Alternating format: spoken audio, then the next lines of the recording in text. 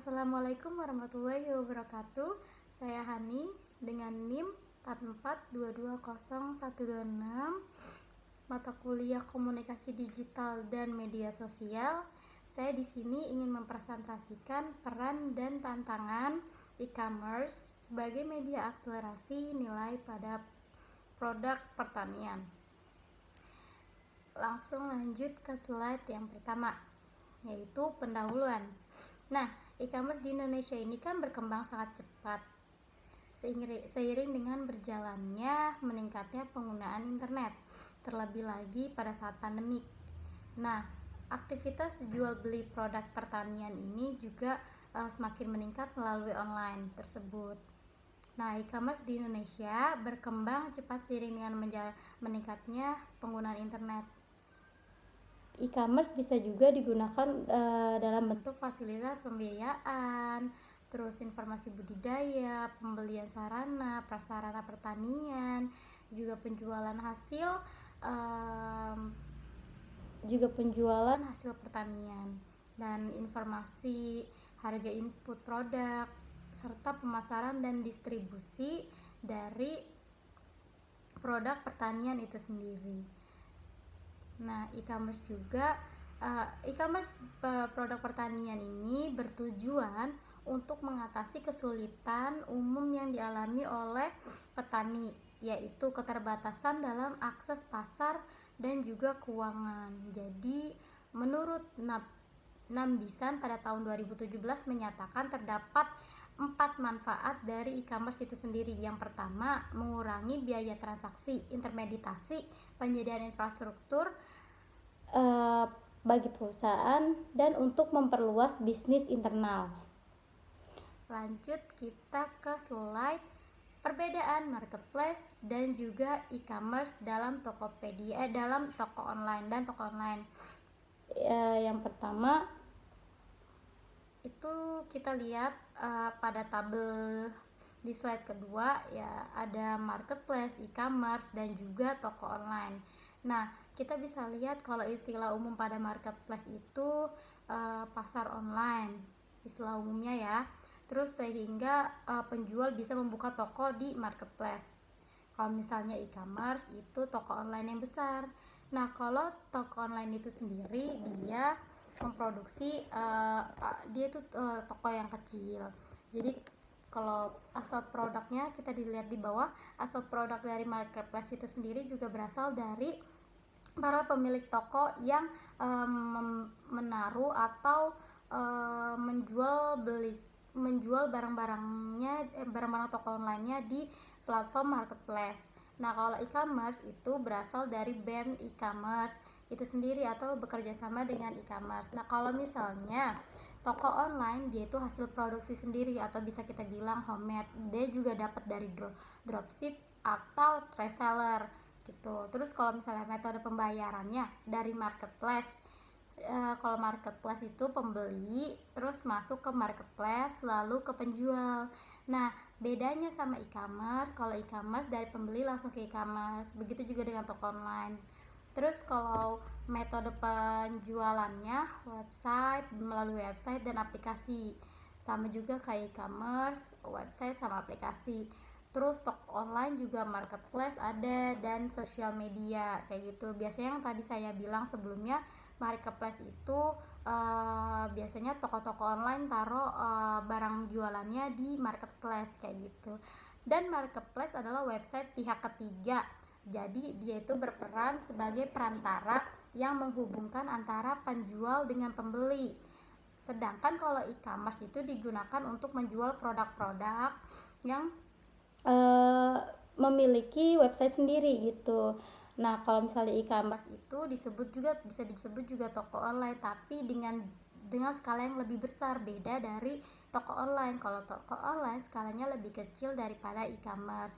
Nah, kalau contoh dari marketplace itu sendiri kita bisa jumpai seperti Tokopedia, Shopee, Bukalapak, dan lain sebagainya.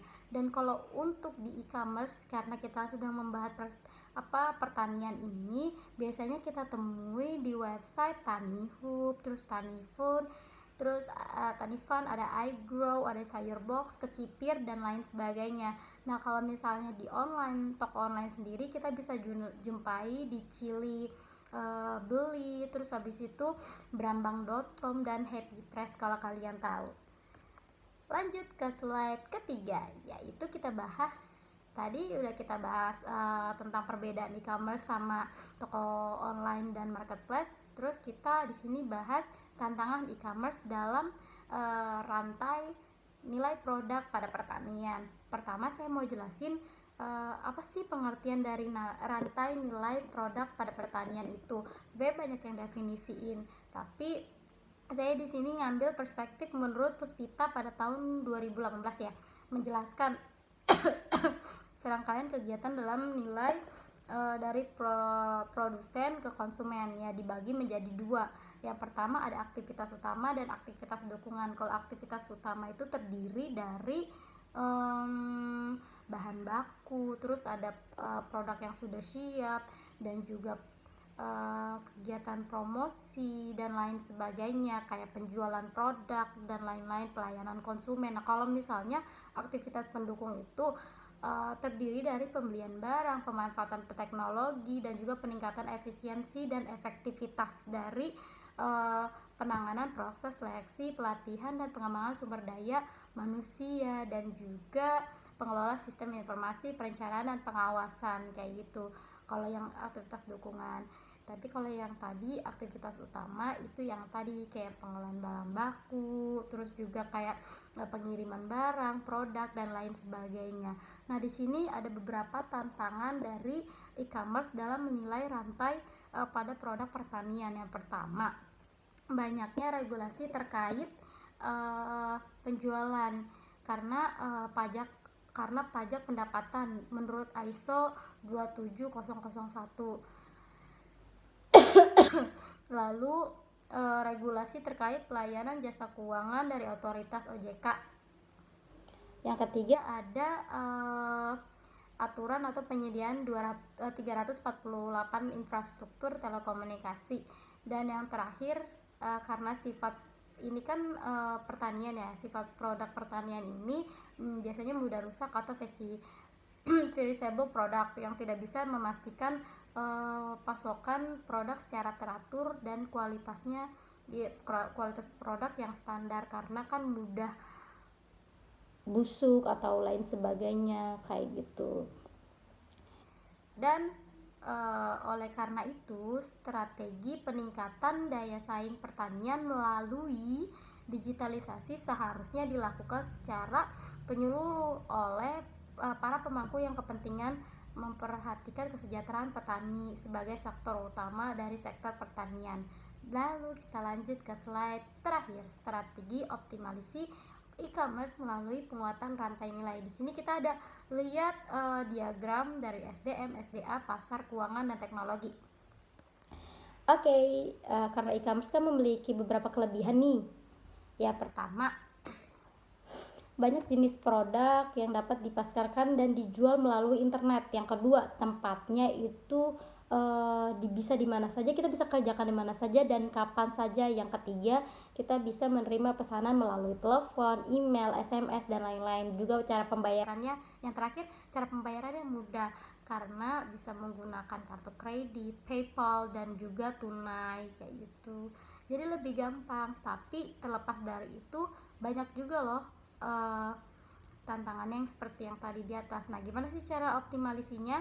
Ya, pertama, rekomendasi e-commerce untuk mengoptimalisasi manajemen rantai nilai pertanian dapat dilakukan melalui pendekatan dimensi sumber daya alam, sumber daya manusia, keuangan, pasar, dan juga teknologi. Yang pertama kita bahas dari sumber daya manusia itu ya, misalnya dia berkecimpung di dunia pertanian, seperti teknologi kita bisa belajar seperti teknologi penyiraman, pemupukan, pemberantasan hama, dan juga mempelajari tentang penyakit tanaman lainnya. Itu berasal dari dukungan sumber daya manusia. Lalu gimana sih yang sumber daya alam?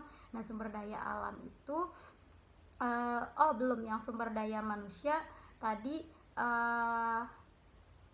yang selanjutnya adalah dukungan dari penggunaan sumber daya manusia seperti yang tadi kita bahas kan e-commerce. Nah, berarti kan itu nyambung sama kayak teknologi. Jadi kita harus menyiapkan sumber daya manusia yang melek akan teknologi smartphone dan internet untuk mempermudah mengakses pasar dunia daring gitu.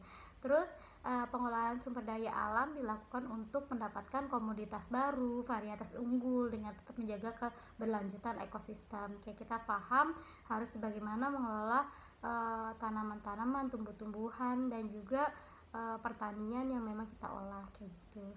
Terus ada pasar. Pasar itu juga berperan penting dalam rantai pertanian karena kita harus tahu pasar apa, di pasar dibutuhkan bagaimana, seperti itu. Kita harus tahu target marketnya dan juga lain sebagainya. Lalu ada keuangan.